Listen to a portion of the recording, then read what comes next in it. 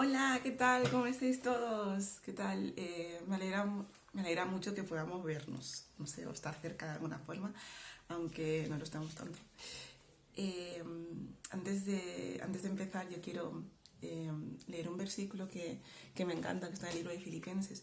El libro de Filipenses es un libro que me gusta muchísimo, porque, y ahora más todavía, porque me veo un poco identificada con el apóstol Pablo, ¿no? De alguna forma, salvando muchísimo las distancias, porque esta carta él la escribe desde la prisión y desde el encierro, ¿no? Desde un confinamiento, como estamos nosotros encerrados. Y él escribe esta carta que es preciosa y es una carta en la que podemos encontrar ánimo, esperanza, fe, tranquilidad, paz y alegría, bastante alegría o gozo. En el versículo 4 dice, del capítulo 4 dice, regocijaos en el Señor siempre. Otra vez digo, regocijaos, con exclamaciones. Y, y claro, yo intento entender cómo es posible que un hombre que está encerrado en una prisión pueda encontrar la alegría suficiente para pedirle a las personas que también que se alegren con él. Es increíble. Y claro, yo decía lo de salvando las distancias porque estamos encerrados, pero tenemos Netflix y HBO y Movistar y una nevera con comida y agua y luz. Y él no tenía esas cosas, pero él tenía algo mucho más fuerte que nosotros, o mucho más importante, que era la paz en el Señor. Él dice en el versículo 7, y la paz que sobrepasa todo entendimiento guardará vuestros corazones y vuestros pensamientos en Cristo Jesús. Así que yo os animo a que tengáis esa paz que sobrepasa entendimiento, que te revienta el cerebro, porque no puedes entender cómo es posible que alguien pueda dar esa paz, ¿no? Que Jesús pueda darnos esa paz y esta paz que guarda vuestros corazones.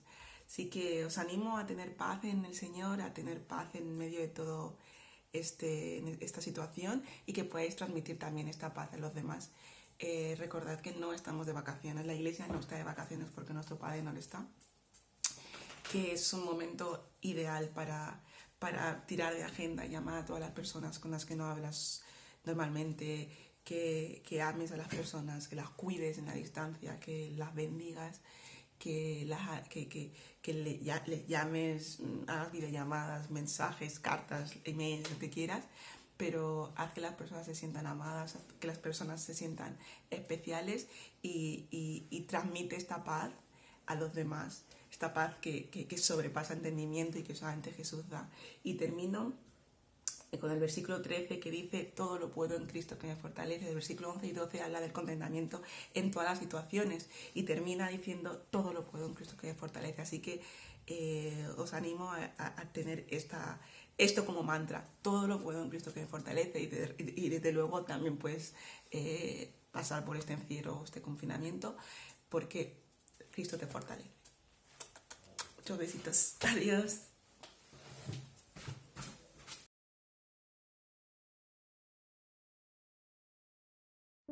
El cielo es mi trono y la tierra el estrado de mis pies.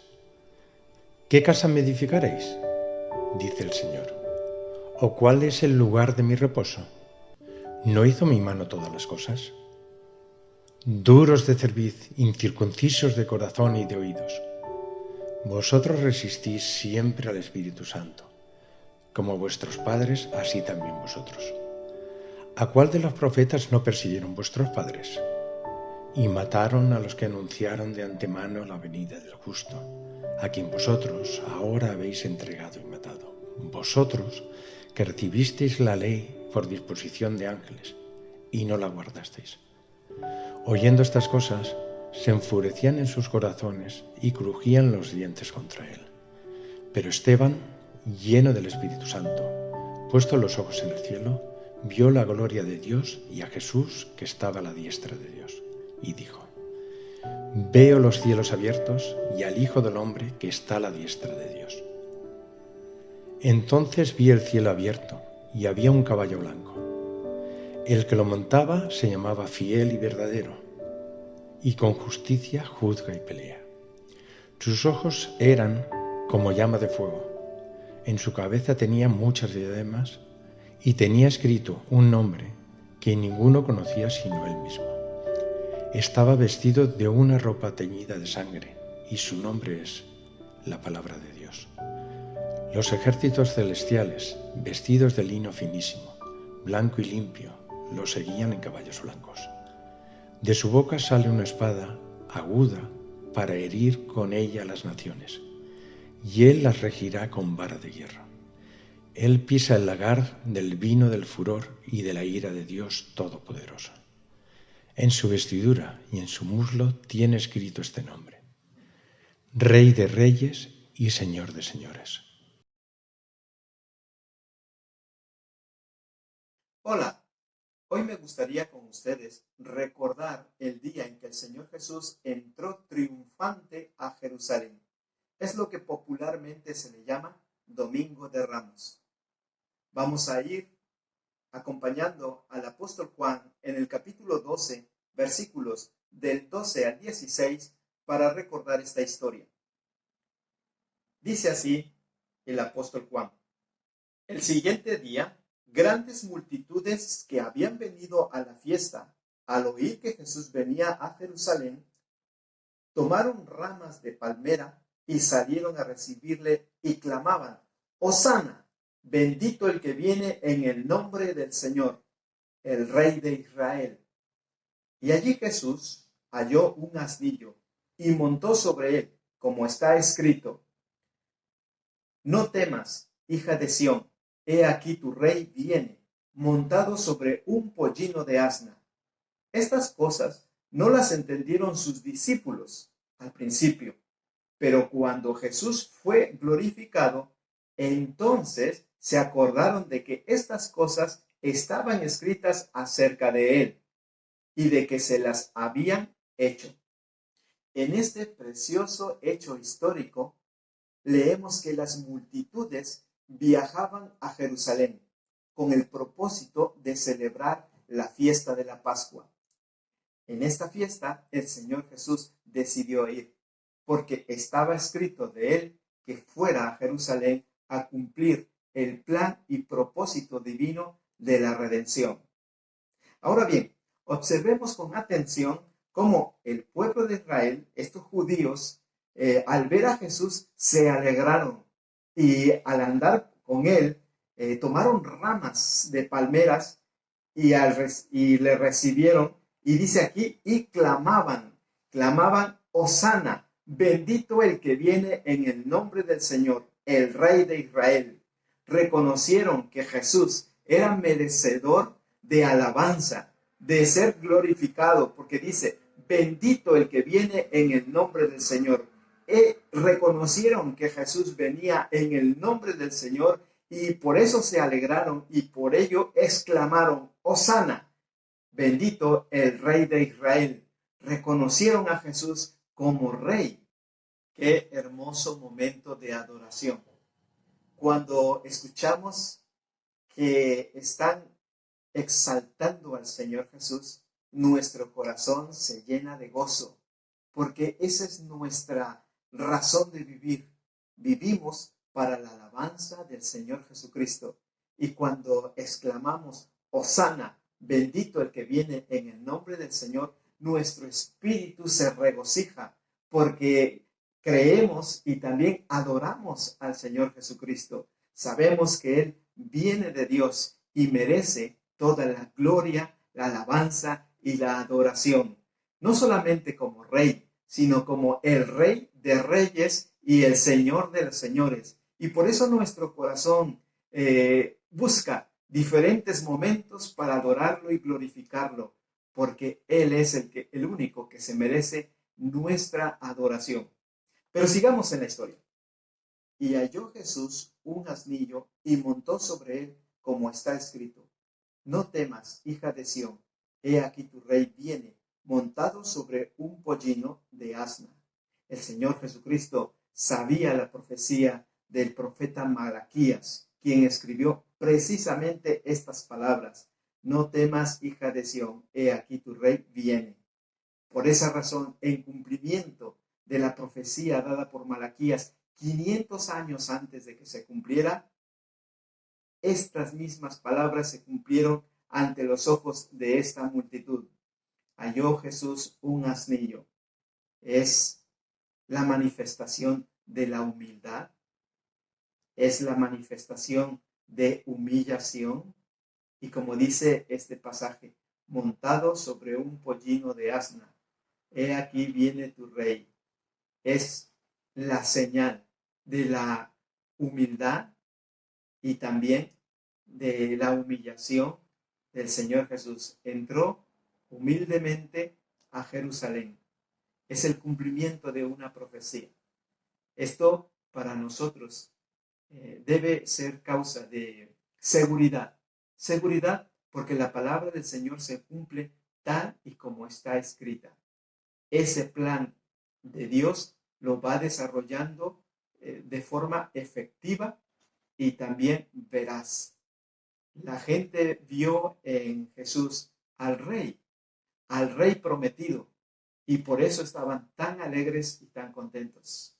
Para nosotros también es un motivo de gozo ver que Jesús cumplió las profecías al pie de la letra, y cada una de las profecías se irán cumpliendo tal y como las ha dicho el Señor. Así que no debemos tener temor, sino confianza, porque Dios está en control de toda la historia de la humanidad. Él va encauzando su plan perfecto día a día, año tras año. Él tiene un buen propósito para la vida de sus hijos. Y queridos hermanos, la palabra de Dios nos debe infundir confianza, porque el plan de Dios es perfecto. Es motivo de alabanza y de gratitud. La siguiente parte de la historia dice así: estas cosas no las entendieron sus discípulos al principio, pero cuando Jesús fue glorificado, entonces se acordaron de estas cosas como estaban escritas acerca de él. En este pasaje es sorprendente que los discípulos no comprendían lo que estaban mirando. Para ellos era sorprendente ver que las multitudes estaban glorificando a Jesús, pero también lo estaban reconociendo como rey. En un principio no lo entendieron, pero cuando el Señor Jesús murió en la cruz del Calvario y resucitó, entonces todos estos acontecimientos encajaron en su mente porque conocían las profecías y fueron encajando cada episodio en el momento en que Jesús los fue cumpliendo. Para ellos era de plena seguridad que Jesús es el Rey, que Jesús es el Hijo de Dios que vino a este mundo a cumplir la palabra, pero principalmente vino a rescatarnos. Y le damos muchas gracias al Señor, porque estas son evidencias de que su voluntad y sus promesas se cumplen. Y gracias a eso, ustedes y yo podemos estar plenamente convencidos de que el Señor nos rescató de esa vana manera en que vivíamos, nos redimió del pecado y nos redimió también de la condenación. Gracias al Señor porque estamos leyendo momentos históricos en donde se cumplió al pie de la letra el plan y propósito de Dios al enviar a su Hijo Jesucristo para rescatarnos. Es un motivo de gratitud. Y en este día en que podemos celebrar este momento, también cantar Hosana, bendito el que viene en el nombre del Señor. Hosana al Rey de Reyes y Señor de Señores. Que sea este el pensamiento de este día en nuestras mentes y principalmente en nuestros corazones para adorarlo. Que el Señor les siga bendiciendo.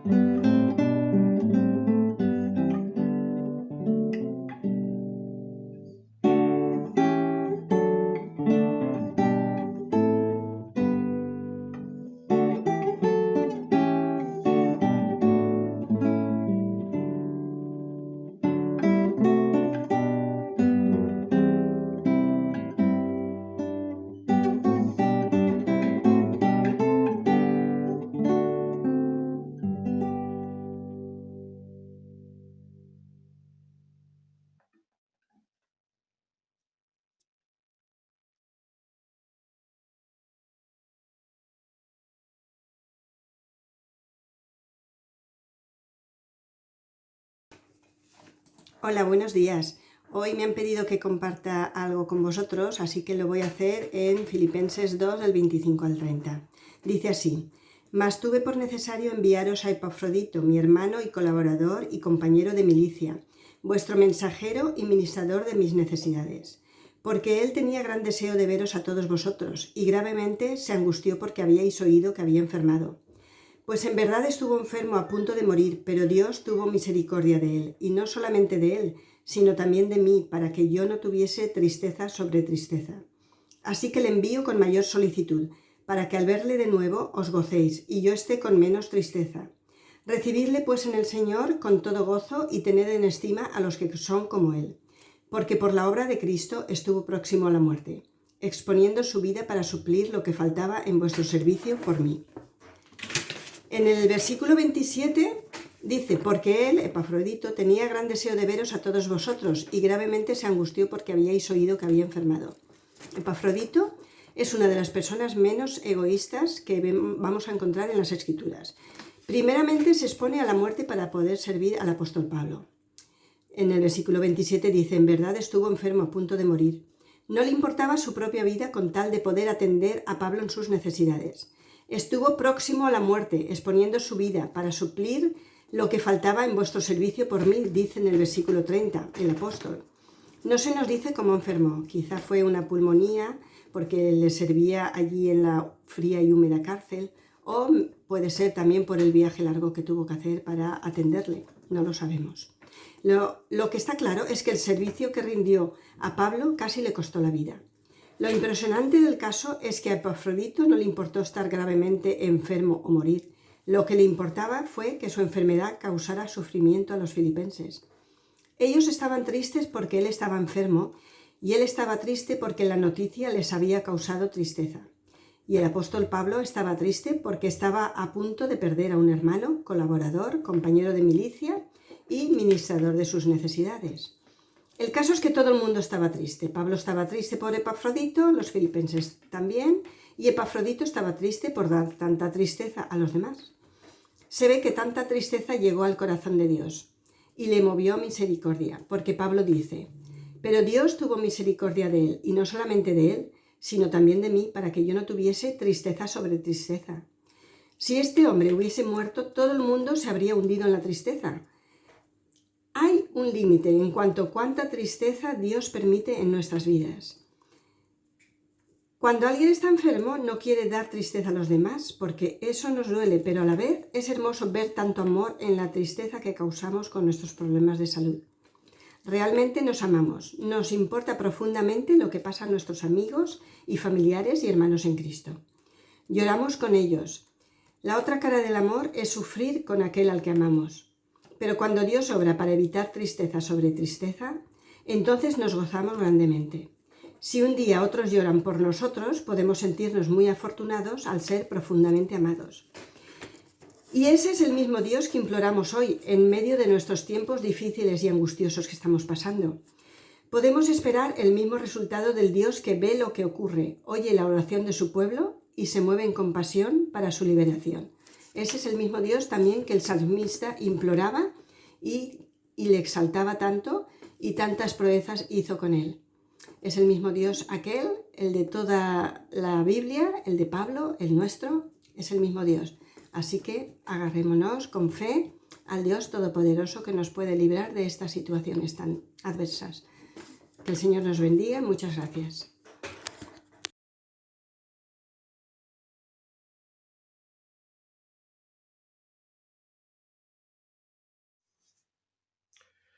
La semana pasada nos centramos en el contexto social en el que vivió Miqueas. Vimos una sociedad corrompida, codiciosa y deshumanizada, muy similar a nuestro mundo actual. Vimos también cómo Dios reacciona ante esa situación. El juez de toda la tierra no puede dejar de hacer lo que es justo. Y Miqueas proclama el juicio de Dios contra este pueblo rebelde, un juicio que llega especialmente a través de las circunstancias históricas, como son las guerras contra Siria y Babilonia. De modo que se establece la siguiente ecuación: el pecado del pueblo activa la justicia de Dios y desencadena el juicio. Hoy quiero que nos fijemos en aspectos más luminosos, porque a través de las profecías de Miqueas vamos a poder ver un nuevo y y sorprendente razonamiento, y es que la miseria del pueblo, tanto física como espiritual, también activa la misericordia de Dios y le lleva a prometer bendición. Una de las cosas que más me sorprendió del profeta Miqueas es que cada una de sus admoniciones proféticas en las que se proclama la ira de Dios concluye con un giro radical e inesperado en el que se anuncia el perdón y la restauración. En el documento que os envío por WhatsApp tenéis las citas para que podáis leer los textos y podáis comprobar cómo las advertencias de juicio normalmente van seguidas por una promesa, y esto sin motivo aparente, nada más que porque Dios se complace en perdonar y en bendecir. Esto es lo que en lenguaje bíblico se llama la gracia, el favor inmerecido, la bondad divina en acción para aquellos que no la merecen. De modo que lo llamativo de las profecías de Miqueas es que, a diferencia de sus advertencias de juicio, las promesas no tienen su origen en las acciones del pueblo, sino en la propia misericordia de Dios. Un pasaje donde se puede apreciar esto es en el capítulo 5, los versículos del 10 al 14, donde se presenta el juicio de Dios como el elemento purificador que Dios utiliza para limpiar a su pueblo de la autoconfianza y de la idolatría. De este modo se puede apreciar con claridad que el castigo divino proviene también de su gracia, pues es el elemento que Dios utiliza para el bien de su pueblo. Dios podía haberse limitado a dejar a su pueblo continuar viviendo en su maldad. Sin embargo, Dios no hace esto, sino que decide intervenir con un juicio, pero con un juicio cuyo propósito es limpiar y purificar a su pueblo y apartarlo del pecado. De este modo podemos apreciar que el amor de Dios por su pueblo se manifiesta aún en las circunstancias más duras, como es en medio del juicio. Un segundo elemento de las bendiciones y de las promesas de Miqueas es que estas bendiciones llegan a través del Mesías prometido. Es Miqueas quien anuncia con más precisión el origen y la venida del Mesías. Recordamos todos el capítulo 5, versículo 2, donde dice: «Pero tú, Belén, Efrata, pequeña para estar entre las familias de Judá, de ti me saldrá el que será Señor en Israel, y sus salidas son desde el principio, desde los días de la eternidad».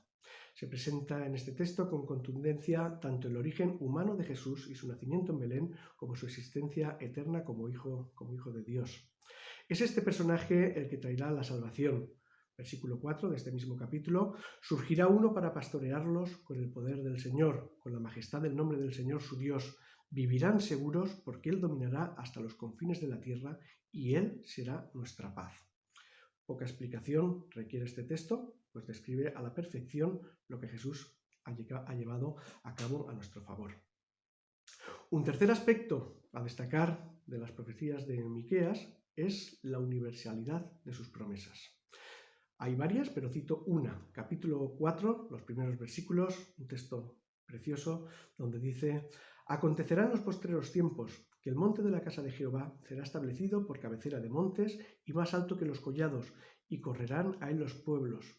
Vendrán muchas naciones y dirán: venid, subamos al monte de Jehová y a la casa del Dios de Jacob, y nos enseñará en sus caminos y andaremos por sus veredas, porque de Sión saldrá la ley y de Jerusalén la palabra de Jehová. Y él juzgará entre muchos pueblos y corregirá naciones poderosas hasta muy lejos. Y martillarán sus espadas para azadones y sus lanzas para hoces. No alzará espada nación contra nación, ni se ensayarán más para la guerra». Es una visión preciosa en la que las naciones todas acuden a Dios para adorarle y aprender sus caminos, donde las relaciones entre la humanidad son restauradas y la paz y el amor reina entre todas las naciones. Qué cuadro tan hermoso, ¿verdad? Y qué contraste con lo que encontramos hoy en día en nuestro mundo, donde impera el egoísmo, el odio y la violencia. Sin embargo, lo mejor de todo es que esta visión de Miqueas no solamente se centra en algo futuro, sino que ya ha comenzado a cumplirse, porque Dios ha llamado un pueblo nuevo entre todas las naciones para acudir a Él, para aprender a sus caminos, para transformarlos en hombres de paz. Y ese pueblo somos nosotros. Por supuesto, la consumación de esta visión llegará al regreso del Señor, en los cielos nuevos y la tierra nueva donde mora la justicia. Pero mientras tanto, Dios ya está obrando en medio de nosotros para cumplir su palabra anunciada por Miqueas. Como dice el autor de Hebreos, en el capítulo 12, los versículos 18 al 24, sin duda, con esta profecía de Miqueas en mente, dice así: «Porque no os habéis acercado al monte que se podía palpar y que ardía en fuego, a la oscuridad, a las tinieblas y a la tempestad, sino que os habéis acercado al monte de Sión, a la ciudad del Dios vivo, Jerusalén la celestial, a la compañía de muchos millares de ángeles, a la congregación de los primogénitos que están inscritos en los cielos, a Dios, el juez de todos, a los espíritus de los justos hechos perfectos, a Jesús, el mediador del nuevo pacto, y a la sangre rociada que habla mejor que la de Abel. Sí, somos nosotros los que nos hemos acercado a esta ciudad celestial, los que estamos acudiendo para aprender la ley de Dios y para ser transformados, como describe Miqueas, para adorar a Dios y para ser transformados por Él. Como dice Pedro en su primera carta, capítulo 1, versículo 10, los profetas profetizaron de la gracia destinada a nosotros. A estos se les reveló que no para sí mismos, sino para nosotros administraban las cosas que ahora os son anunciadas por los que os han predicado el Evangelio por el Espíritu Santo enviado del cielo, cosas en las cuales anhelan mirar los ángeles. Y entre esas cosas que anunciaron los profetas, sin duda, está esa magnífica promesa de Miqueas que hoy se está cumpliendo en su pueblo. Que el Señor nos bendiga.